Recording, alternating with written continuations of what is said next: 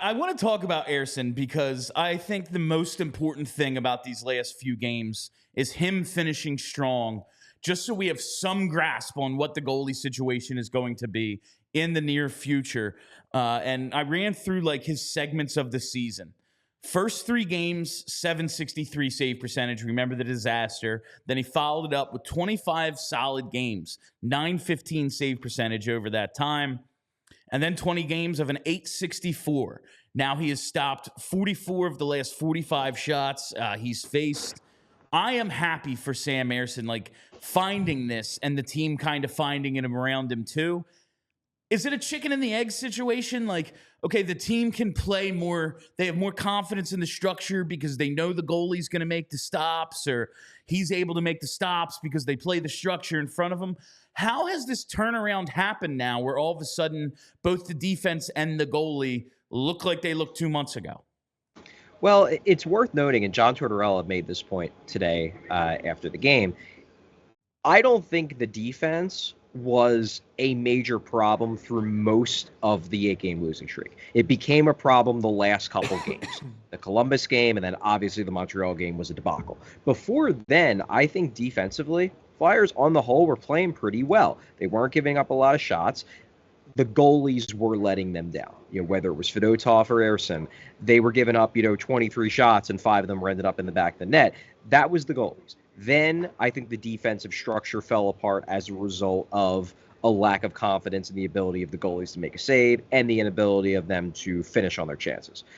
I think it all gets fixed when they watch the first period in New York and they start thinking Ersson can actually make saves again.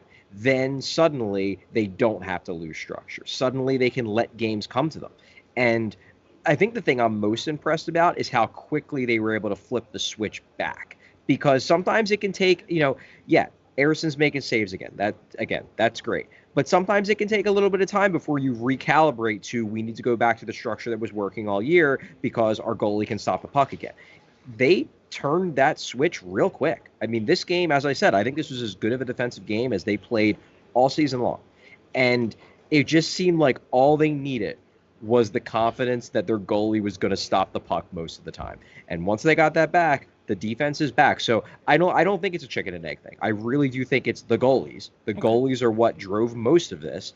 The defense fell apart at the very end when they completely lost faith in the goalies. And now that they have faith in Ersson again, the defense is back. I think that's the order of how this went down. Real quick, I just want to look at this team and this bounce back that they've had. In general, like they're playing with a lot more effort.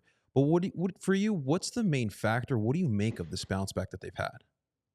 Well, I think it really, at its core, and I mentioned this earlier, it's the goaltending first and foremost. Once you start believing that your goalie isn't going to give up a goal every fifth shot, then everything else kind of comes back together. The structure is better because you're not taking, unnecessary risks or needless risks or whatever, both in the defensive zone and the offensive zone. And then you go back to what made this team competitive all year long.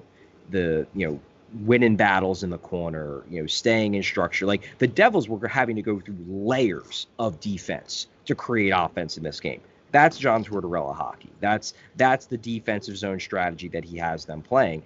And it only works when everyone's on the same page. I think for those 2 games, the Columbus game, because the Buffalo game, they lost that game, but they played pretty well. That was a Fedotov just not being ready yet for the NHL kind of game. The Columbus game and then the Montreal game is when it all sort of fell apart. The structure started going to hell. I really think that's the key here because I don't think they ever stopped trying. I just think that they lost faith, number one, in their goaltending. Number two, I think for a brief moment, they lost faith in themselves. They started thinking, maybe everybody's right about us. Maybe we do stink. And suddenly you're getting saves. Suddenly you're getting some bounces. And the Flyers look like the team that was exciting all year long. Now, again, I have my doubts if they're actually going to be able to make it. They obviously need to win one more game, and they need a lot of help. But at the very least, and we talked about this week on the show, Bill, that I needed to see them show that they weren't going to quit. At that point, I didn't even care if they made the playoffs or not. I just needed there not to be 3 more games of 9-2 losses. And they're showing that to me. So I'm satisfied. It would be cool if they made the playoffs, but I'm satisfied.